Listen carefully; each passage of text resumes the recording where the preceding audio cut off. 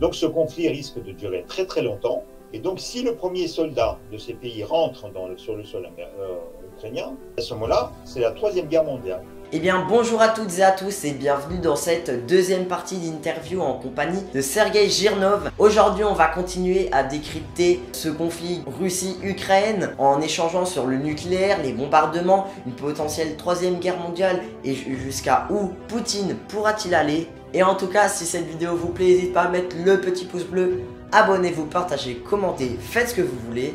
Et moi je vous dis let's go pour la vidéo. Et vous, est-ce que dans votre passé au KGB, vous ressentiez déjà chez lui une tension, ce caractère entre guillemets? Oui, oui.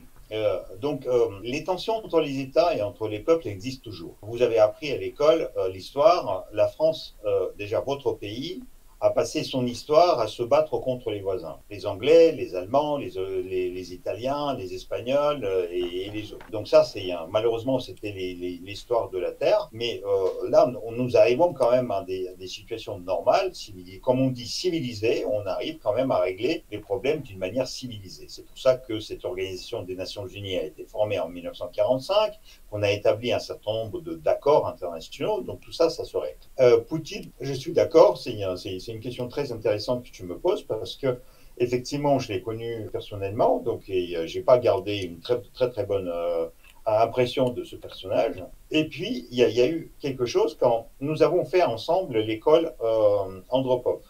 Institut Andropov, c'est l'école qui forme les espions. Donc nous sommes entrés la même année avec Vladimir Poutine dans cette école, en 1984. On n'a pas fait les études ensemble parce qu'on était dans des endroits différents. Lui, il a fait juste une année de formation dans cette école. Et à la fin de cette formation, on est évalué par les professeurs et par nos entraîneurs. Et donc, Vladimir Poutine, dans cette école, il a eu une caractéristique dans son dossier. On a mis qu'il était incapable de se retenir de prendre par émotion des décisions émotionnelles. Et en prenant des décisions émotionnelles, il n'arrivait pas à mesurer correctement le degré de dangerosité et de conséquences dangereuses de ces actions. Ce qui fait qu'il était dangereux pour lui, il pouvait prendre des décisions qui auraient des conséquences dangereuses pour lui, mais surtout pour le service. Et donc le service d'espionnage, au bout de cette année de formation, a décidé de ne pas le prendre, de ne pas l'intégrer dans le service. Ils ont dit, on n'en veut pas. Et ils l'ont renvoyé dans le service d'où il est venu. Parce que ça faisait déjà 9 ans qu'il était au sein du KGB, il travaillait à Leningrad, il était dans le service de la police politique et de contre-espionnage. Et donc du coup, le service d'espionnage a dit, on le retourne à Leningrad, parce qu'au KGB, il y a toujours de la place pour n'importe qui. Disons que ce caractère qui a été constaté pour Poutine, il était peut-être gérable par ses supérieurs à Leningrad sur le sol russe, sur le sol soviétique, mais s'il partait à l'étranger, où il y avait très peu de contraintes, très peu d'encadrement, donc il risquait de faire des conneries, si on le disait d'une manière directe. Voilà, donc il a raté sa carrière d'espion, et finalement, quand on regarde comment il gère le pays, et comment il se comporte par rapport à ses voisins, finalement, on constate que le service d'espionnage du KGB a eu complètement raison. Donc Poutine est un homme dangereux, et Poutine est un homme incapable de mesurer la dangerosité de ses décisions. Avant l'Ukraine, il a mené déjà une guerre en 2008 à la Géorgie. Il s'est comporté de telle manière qu'il n'a plus d'amis autour de la Russie, sauf les dictateurs, sauf la Corée du Nord, sauf la Chine. Et encore, la Chine, il n'apprécie pas beaucoup, mais ils ont quand même des relations. Mais la Chine, ce n'est pas non plus un exemple démocratique extraordinaire. Et avec tous les autres, il s'est brouillé. C'est-à-dire que c'est une personne qui cherche constamment l'adversité. Il préfère au partenariat ou à l'amitié, il préfère l'adversité et le recours à la force. Et il ne comprend que les gens par la force. Et quand l'Occident, par exemple, avec Emmanuel Macron en France, le président français, lui propose des pourparlers, pour Poutine interprète ça comme un signe de faiblesse. Pour lui, les personnes qui juste veulent négocier, qui veulent juste parler correctement, pour lui, ce sont les faibles. Et donc voilà, c'est un personnage très particulier et très dangereux. Et normalement, il ne devrait même pas exister puisque de toute façon, il n'a jamais été élu dans son pays correctement. Il n'a jamais organisé la moindre correcte élection. Toutes les élections de Poutine étaient truquées. Et donc, en plus, c'est un imposteur. C'est un président il est illégitime. Et le régime qu'il a construit en Russie, c'est un régime qu'on dit autoritaire ou autocratique. C'est-à-dire qu'il est la seule personne qui prend les décisions dans ce régime. Pourquoi cette guerre s'est-elle intensifiée aussi vite et à ce moment-là, en février, janvier-février 2022? De cette guerre, on parle depuis 8 ans. Et ça lui était insupportable parce qu'en fait, cette guerre, il n'arrivait pas à vaincre dans cette guerre, malgré le fait qu'il y avait les soldats russes, malgré tous les moyens qu'il mettait dans cette guerre, il n'arrivait pas à vaincre. Et donc, du coup, il s'est dit, à un moment donné, je vais envoyer beaucoup plus d'hommes. Donc, depuis le mois de septembre 2021, il a commencé à amasser les hommes à la frontière ukrainienne. Et puis, il a utilisé un autre État avec un autre dictateur. L'État s'appelle Belarus, Biélorussie en français. Et son dictateur, c'est Loukachenko, Alexandre Loukachenko, qui est comme Poutine, un dictateur, et il est à la tête de cet État depuis 26 ans. J'imagine, l'élection présidentielle en France, c'est 5 ans. Et le président français ne peut faire que 2 mandats, ça veut dire 10 ans. Ce monsieur, il est là depuis 26 ans. Poutine, il est là depuis 22 ans. Donc voilà, ce sont les dictateurs, ce sont les autocrates. Et Loukachenko l'a aidé. Donc dans cette guerre en Ukraine, en plus, il y a non seulement la Russie, mais il y a un autre État qui s'appelle Biélorussie, qui participe aussi, qui aide la Russie. Voilà. Et donc, il s'est dit peut-être qu'à deux, ils arriveront plus facilement et avec beaucoup de troupes, parce qu'il a amassé quand même quelque chose comme 150 000 ou 200 000 hommes avec beaucoup de matériel militaire aux frontières de l'Ukraine. Et il a jugé que le 24 février, c'était le moment d'attaquer. Pour le peuple russe, comment ils voient la guerre en fait, depuis leur nationalité russe finalement? Le problème de toutes les guerres, c'est à quel niveau on reflète la vérité. Oui, souvent, ce n'est pas la vérité qu'on raconte, mais chacun raconte sa version de vérité et sa version des faits. Et puis, il y a une guerre sur le terrain, une guerre réelle, mais il y a aussi une guerre de propagande. La propagande, ce n'est pas les faits qu'on raconte, mais les faits qu'on aimerait raconter. Et donc, chacun raconte sa version. Les Ukrainiens aussi utilisent ça, hein, et les Ukrainiens aussi utilisent la propagande, parce qu'il faut convaincre l'opinion publique dans chaque pays et dans le monde entier que tu as raison et ton adversaire ne l'a pas. Donc on exagère dans cet exercice, mais on constate quand même que dans cette guerre, les Russes exagèrent beaucoup plus. Parce que par exemple, Poutine a dit on ne bombarde pas les villes civiles. Et on regarde les vidéos et on voit quand même que ce sont les bâtiments civils, ce sont les immeubles, les tours, où il y a des civils qui sont à moitié détruits, où il y a des civils tués, des enfants. On ne peut pas présenter un enfant comme un militaire. Donc du coup il y a beaucoup de mensonges. Mais comme nous ne sommes pas sur le terrain, donc les images, c'est difficile de les traiter, c'est difficile de comprendre ce qui se passe réellement. Parce que par exemple, on a vu tous, peut-être et toi aussi, tu as vu un char qui a écrasé à un moment donné un véhicule léger.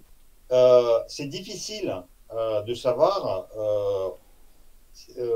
quand il y a une vidéo qui est hors contexte, on ne peut pas savoir ce qui se passe réellement. Donc ce char, par exemple, qu'on a vu qui a écrasé un véhicule, en réalité, il ne voyait pas ce véhicule parce qu'il était attaqué par la droite.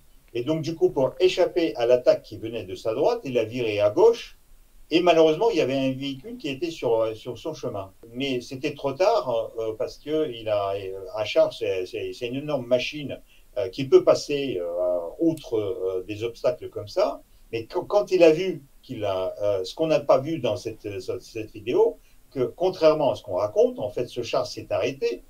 Les conducteurs et les gens qui étaient dans ce char sont sortis Ils sont allés voir tout de suite ce qui s'est passé avec ce véhicule. Ils ont trouvé ce monsieur miraculeusement, en fait, sur le véhicule, le conducteur de ce véhicule. Et c'est les gens qui étaient dans le char l'ont aidé de sortir, l'ont envoyé à l'hôpital. Donc, ils ont tout fait pour qu'il ne meure pas, pour qu'il soit soigné correctement. Donc, en fait, mais si on sort tout ça de contexte, on peut dire que les Ukrainiens, un char ukrainien, a volontairement foncé sur un véhicule, et donc ce sont les nazis, les fascistes, les méchants, les mauvais, qui mènent la guerre comme ça.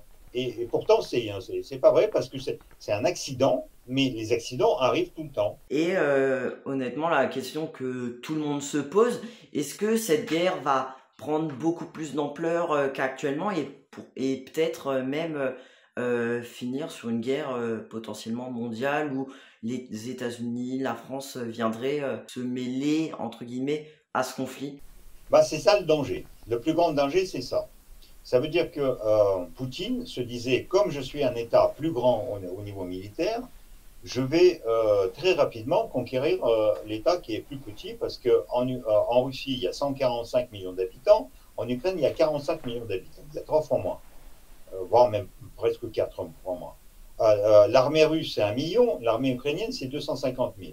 Donc tout ça, c'est 4 fois moins, et donc Poutine s'est dit, en 3 jours, en 4 jours, en une semaine, j'attaque et je prends cet État. Il s'est trompé dans ses calculs, et en réalité, en fait, il n'arrive pas à vaincre ce pays. Et de toute façon, même s'il arrivait à vaincre l'Ukraine par la force militaire. Donc militairement, il peut écraser l'Ukraine. Mais les 45 millions, un pays de 45 millions d'habitants ne peut pas se soumettre indéfiniment à cette agression et à cet envahissement. Et de toute façon, les Ukrainiens vont se rébeller. Il va se passer la même chose que pour les Français. Vous avez appris dans les livres d'histoire qu'en 1940, les Allemands ont attaqué les Français, il y a eu des morts, puis après, donc la France était divisée en deux. Il y avait une partie envahie, l'autre était plus ou moins libre sous la direction de Maréchal Pétain, mais qui collaborait avec les Allemands. Mais il y avait les résistants en France, le mouvement de résistance. Donc les Ukrainiens vont certainement organiser la même chose. Ça veut dire qu'ils vont s'organiser pour organiser la résistance à l'agresseur, et ils vont faire des actes de sabotage, ils vont peut-être tuer les soldats, tuer les Russes qui sont sur leur territoire. Donc ce conflit risque de durer très très longtemps. Et de toute façon, Poutine ne pourra jamais vaincre dans cette guerre, parce que le peuple ukrainien, c'est un peuple très fier, c'est un peuple qui aime son pays, qui va défendre ce pays jusqu'au dernier soldat. Et quand il n'y aura plus de soldats, bah, ils vont se mobiliser tous, parce que les soldats, ça se fabrique. Parce que déjà, quand la guerre a commencé, le président Zelensky, le président ukrainien, a déclaré la mobilisation générale. Ça veut dire que toute personne de 18 à 60 ans est mobilisée. Donc du coup, l'armée ukrainienne, c'est peut-être 200 000 hommes, mais le président Zelensky a mobilisé 20 millions de personnes. Et on ne peut pas combattre contre 20 millions de personnes, même si on a 1 million dans l'armée russe. Donc Poutine ne peut pas vaincre dans cette guerre. Donc du coup, il y a quoi? Il y a 2 dangers. Le premier danger, si les pays étrangers vont aider l'Ukraine avec leurs soldats. Qui va l'aider? Bah, le problème, c'est que les pays qui sont autour, qui sont amicaux avec l'Ukraine, comme la Pologne ou la Roumanie, ils font partie de l'OTAN. Et donc, si le premier soldat de ces pays rentre sur le sol ukrainien, ça veut dire que l'organisation de l'OTAN est entrée en sol ukrainien. Et à ce moment-là, c'est la Troisième Guerre mondiale. Parce qu'il y aura le bloc de l'OTAN et la Russie, tous les deux les nucléaires, et ça risque de provoquer la Troisième Guerre mondiale. Poutine mène cette guerre justement parce qu'en fait, il joue sur cette ambiguïté et il espère que l'Occident aura peur de cette Troisième Guerre mondiale et le laissera tranquille pour assassiner l'Ukraine, c'est ce pays. Mais de toute façon, comme je viens de te dire, il ne pourra jamais vaincre dans cette guerre. Il peut employer des armes nucléaires. Il peut l'employer, par exemple, une arme nucléaire en Ukraine. Ce sera un crime, mais il peut le faire. Et même s'il emploie une arme nucléaire en Ukraine, d'autres pays ne vont pas se mêler de cette histoire. D'où d'ailleurs vous avez tous entendu les discours d'Emmanuel Macron, le président français, qui disait « La France ne mène pas la guerre à la Russie ». Pourquoi il était obligé de le dire? Parce que pour ne pas être mal compris, la France peut aider l'Ukraine, peut lui envoyer du matériel, peut lui envoyer même des munitions, même des armes. Et la France ne mène pas pour autant la guerre à la Russie. La France n'enverra pas ses soldats en Ukraine. En revanche, il peut y avoir des Français qui voudront combattre, partir en Ukraine pour soutenir le peuple ukrainien. À ce moment-là, l'État français, Emmanuel Macron, Premier ministre Jean Castex, le ministre de la Défense, Florence Parly, disent on ne peut pas les arrêter, ces gens-là. S'ils veulent partir, ils ont le droit de partir. Ils sont majeurs, ils peuvent quitter le pays, partir. Mais on les envoie pas. Ce n'est pas la France qui les envoie. Oui, c'est eux qui choisissent s'ils veulent y aller ou non. C'est leur propre décision, c'est leur propre choix. Ils peuvent choisir. Et à ce moment-là, la France leur dit vous êtes à vos risques et périls. Ce n'est pas l'État français qui vous envoie. Et donc, si jamais il vous arrive quelque chose, à ce moment-là, vous ne pouvez pas réclamer à l'État français l'obligation de vous aider dans la situation dans laquelle vous vous trouvez. Et justement, pensez-vous que la Russie va s'en arrêter à l'Ukraine ou elle va conquérir encore d'autres territoires? En principe, la Russie doit s'arrêter à l'Ukraine parce que, comme je t'ai dit, tout de suite après l'Ukraine, c'est les pays de l'Europe, de l'Union européenne et de l'OTAN. Si la Russie attaque Pologne, là, c'est un pays de l'OTAN. Et quant à l'OTAN, il y a l'article numéro 5 de l'accord de l'OTAN qui préconise que si jamais il y a un des 30 États qui est attaqué, l'organisation considère que toute l'organisation est attaquée et que tous les États sont attaqués. Donc tous les 29 pays qui sont à côté vont aider militairement et intervenir. Mais si ça se passe comme ça, c'est la Troisième Guerre mondiale. Voilà, c'est le danger dans lequel Poutine nous a mis. Parce que ce n'est pas l'Ukraine qui a attaqué la Russie. C'est Poutine, c'est la Russie qui a attaqué l'Ukraine. Et Poutine a créé cette situation très dangereuse qui risque de déboutir sur la Troisième Guerre mondiale. Il fait exactement la même chose que Hitler a fait en 1939, le 1er septembre 1939, quand il a attaqué la Pologne. Et ça a provoqué la Deuxième Guerre mondiale. Et ça a causé 50 millions de morts dans le monde. Voilà. Et donc, Poutine, c'est un dictateur sanguinaire, criminel et très dangereux. Et comme je vous ai raconté dans cette vidéo, déjà, quand il était au KGB, le service d'espionnage a compris ça et n'a pas voulu de lui. Et donc, finalement, le service d'espionnage du KGB avait raison. Malheureusement, ce Vladimir Poutine s'est retrouvé à la tête de l'État russe 20 ans ou 30 ans plus tard. Et vous pensez qu'il serait capable justement de conquérir ces territoires, par exemple comme vous avez cité la Pologne, parce qu'il sait qu'il y a cet enjeu, mais est-ce qu'il est capable de passer à l'acte finalement? S'il commence cette guerre, c'est qu'il est devenu fou. C'est ça le truc. Et s'il est devenu fou, il est capable de commettre n'importe quelle folie. Après, qu'est-ce que le monde entier peut faire pour l'arrêter, un fou? Parce que finalement, on a constaté que Hitler, c'était un homme fou. Parce que c'est un homme qui n'était pas raisonnable. Il y a même les généraux allemands qui disaient qu'il ne fallait pas mener la guerre. Il y a les généraux russes actuellement qui disent à Poutine qu'il ne fallait pas mener la guerre. Mais le problème, c'est que si on l'arrête militairement, ça risque de provoquer la Troisième Guerre mondiale. Donc, on va l'arrêter par les moyens diplomatiques, par les moyens économiques, par les sanctions. Parce que malgré tout, la Russie, ce n'est pas un pays qui a énormément de richesses. C'est un pays riche, mais c'est un pays inefficace. C'est un pays qui produit annuellement, son produit annuel brut, ce qu'on appelle le PIB, il est équivalent de celui de Portugal. Donc un petit pays européen, et la Russie, par rapport à ça, ne peut pas supporter parce que la guerre, ça coûte de l'argent. Imagine que les chars, il faut mettre de l'essence, il faut mettre beaucoup d'hommes, il faut leur donner à manger, il faut les habiller, il faut les soigner. Les munitions, ça coûte cher, donc il faut fournir ces munitions. Et n'importe quel pays ne peut pas mener une guerre pendant des années et des années et des années. Et la Russie, finalement, ne peut pas mener une guerre pendant 2, 3, 4, 5 ans. L'Union soviétique a mené une guerre en Afghanistan pendant 10 ans, il a perdu. Les États-Unis ont mené une guerre au Vietnam dans les années 60 et l'ont perdu. Donc même, il ne suffit pas d'être un grand pays pour ne pas perdre cette guerre. Et donc Poutine, j'espère, perdra aussi cette guerre. Parce que c'est vrai que là, on peut voir que les sanctions s'enchaînent auprès de la Russie, l'exclusion de la Coupe du Monde, les JO, ou même des sanctions économiques. Est-ce que la Russie peut quand même survivre, entre guillemets, vivre avec ces sanctions et en plus, donc, comme vous venez de le dire, le coût que coûte cette guerre finalement? La Russie pourra survivre à ces sanctions pendant quelques temps. Après, la question, combien de temps?